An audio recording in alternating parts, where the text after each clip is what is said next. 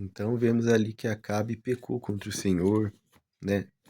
Se levantou o profeta Elias, depois se levantou Eliseu, e o desejo do Senhor é mudar a história de Israel.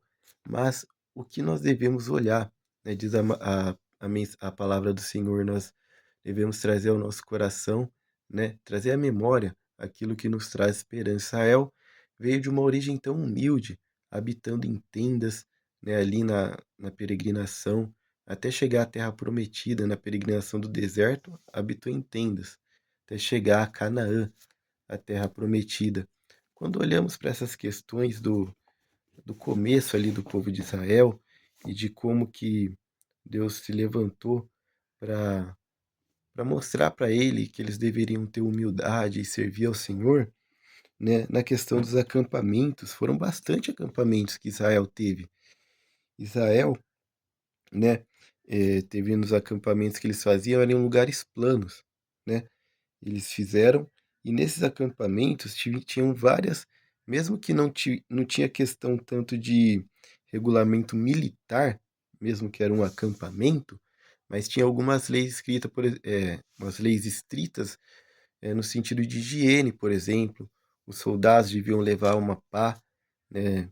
Quando eles, até questões assim de coisas que saíam dele, questões de fezes, essas coisas, para não contaminar, né, o próprio acampamento. Pessoas que tinham ali doenças contagiosas, como a lepra, tinham que ficar para fora, né? Dá para ver em Levíticos um pouco dessas regras.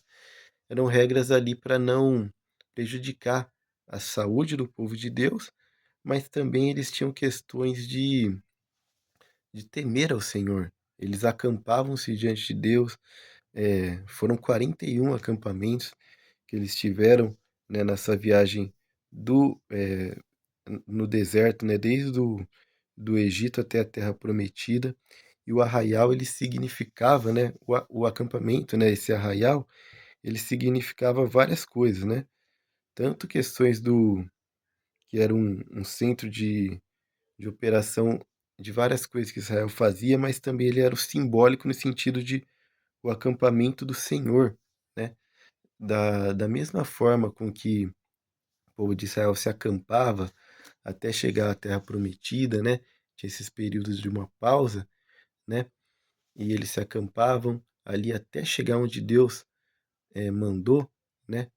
Essa origem, né? Onde eles tinham que ter, né? Viver com situações às vezes que eles não se agradavam ali no deserto, passar por dificuldades, né? Ser humildes diante de Deus, obedecerem a palavra de Deus até chegar à Terra Prometida. Nós temos também essa questão da vida espiritual. Estamos apenas peregrinando aqui na terra. Não devemos fazer como aqueles reis maus que nós vimos, foram maus exemplos, e se dar às vaidades dessa vida e perder as coisas de Deus. Nós devemos acampar aqui para morarmos com Deus eternamente. Diz também a palavra do Senhor que Deus ele tem o acampamento. Olha só o que Deus diz aqui no Salmo 34 e ver, vamos ali primeiro no Salmo 34, ver como que Deus trata com a gente. Olha só, nós nos acampamos aqui nessa vida para servir a Deus e Deus ele também faz coisas por nós para nos proteger. No Salmo 34, versículo 7 diz assim: O anjo do Senhor acampa-se ao redor dos que o temem e os livra. Olha Deus também, né? É claro que o que Deus faz por nós é muito maior do que fazemos por ele. Ele se acampa, o anjo do Senhor se acampa ao redor dos que o temem e os livra. Vamos ver ali em Gênesis 32, no capítulo 2, essa questão de como que Deus faz na vida das pessoas.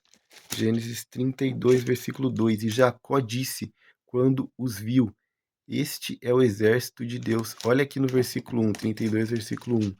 E foi também Jacó o seu caminho, e encontraram-no os anjos de Deus. E Jacó disse, quando os viu: Este é o exército de Deus. Deus ele vem ao nosso encontro também.